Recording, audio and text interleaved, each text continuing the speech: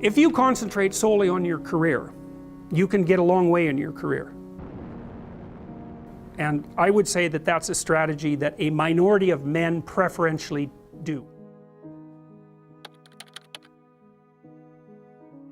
That's all they do. They work like 70, 80 hours a week. They go flat out on their career.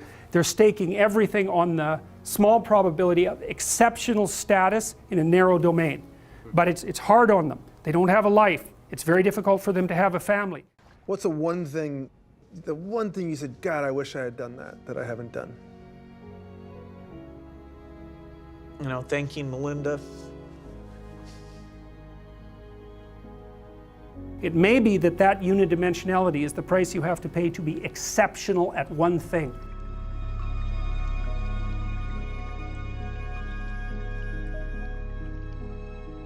Right? Because if you're going to be something like a genius level mathematician and you want to do that or a scientist, say, it's like you're in your lab all the time, you're working 70 hours a week or 80 hours a week, you're smart, you're dedicated, you're unidimensional, and that's how you get to beat all the other people who are doing that. It's the only way. But the problem is you don't get a life. Now, if you love being a scientist and you have that kind of focus of mind, well, first of all, you're a rare person, and second, you're going to pay for it. But fine, more power to you. But it's a risky business to do that. You sacrifice a lot for it. You know, and I would say most often, if you're speaking about having a healthy life, that isn't what you do. You spread yourself out more. So, you know, you have a family, you have some things that you do outside of work that are meaningful to you and useful. You have a network of friends. Well, those 3 things alone, or 4 things alone, are plenty to keep you well oriented. And then if one of those things collapses, you know, everything doesn't go. Now, the price you pay for that is the more you strive to optimize that balance, the less likely you are to be fantastically successful at any single one of them. But you might have a very, you know, if you consider your life as a whole, that might be a winning strategy. One of the things Carl Jung said, I really liked this. He thought that men went after perfection and women went after wholeness.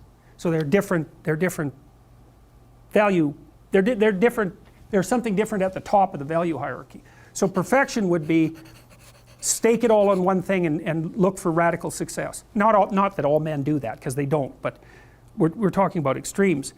At least with regards to the men that do that. The wholeness idea is more like, well,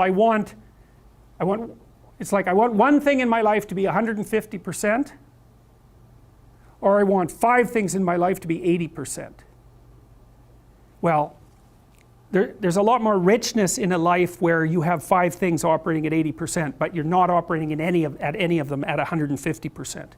So, and I really believe this because I've watched men and women go through their careers now for a long period of time, and one of the things there's lots of things that produce this, but one of the things that I've noticed is that mostly women in their 30s bail out of unidimensional careers. They won't do them. They won't put in the 80 hours a week that they would have to put in order to dominate that particular area. And it isn't, the reason that they won't do it is because they decide it's not worth it. And no wonder, because why would that be worth it?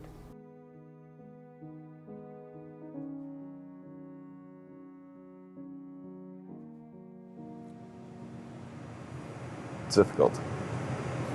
Did you expect them to cheer you on? Certainly hoping they would. What are you trying to prove to them? What I'm trying to do is to make a significant difference in spaceflight and help make spaceflight accessible to almost anyone. And I would hope for as much support in that direction as we can receive. You have to ask yourself that. It's like, well, you want to be an outstanding scientist. It's like, okay, really, that's what you want? Because that means that's what you do. It's a special one because you told me.